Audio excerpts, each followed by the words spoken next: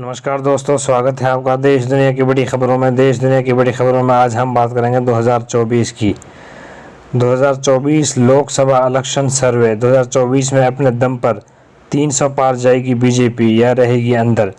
जानिए क्या कह रहे हैं 6 महीने में हुए 3 सर्वे। बताएंगे आपको एक एक अपडेट। विस्तार से बने रहिए हमारे साथ। लोकसभा इलेक्शन 2024 के लोकसभा चुनाव में करीब 1 साल का ही वक्त बच गया है। पीएम मोदी के नेतृत्व में बीजेपी तीसरी बार सरकार बनाने के लिए मिशन मूड में लग रही है। मिशन 2024 के तहत बीजेपी में एक बार फिर से 300 के पार का लक्ष्य रखा है। नरेंद्र मोदी के नेतृत्व में बीजेपी 2024 में कितनी सीट जीतेगी, ये समझने के लिए पिछले 6 महीने में अलग अलग 3 सर्वे के आंकड़े आपके सामने रखेंगे। हाल ही में सी विजिल और इंडिया टुडे में लोकसभा चुनाव में जनता का मिजाज समझने के लिए मूड ऑफ द नेशन नाम से सर्वे किया गया था। इसमें 1,40,000 से ज़्यादा लोगों ने हिस्सा लिया था। लोकसभा चुनाव में किस पार्टी को लेकर क्या माहौल है, इसे बताने के लिए ये सबसे ताज़ा सर्वे है। इसके आंकड़े का हम विश्लेषण करेंगे, लेकिन इससे पहले 2 अन्य सर्वे के आंकड़े देख लीजिए। सी वोटर का मूड ऑफ द नेशन सर्वे पर 6 महीने पर होता है, हर 6 महीने पर होता है। अगस्त 2022 में जारी किए गए सर्वे में बीजेपी को 283 सीट मिलने का अनुमान जाहिर किया गया था। इसी सर्वे में बीजेपी के नेतृत्व वाली एनडीए गठबंधन को 307 सीटें मिलती दिखाई गई थी। 2019 के मुकाबले देखें तो बीजेपी की 20 सीटें कम हुई हैं। पिछले लोकसभा चुनाव में बीजेपी को अकेले 303 सीटें हासिल हुई थी।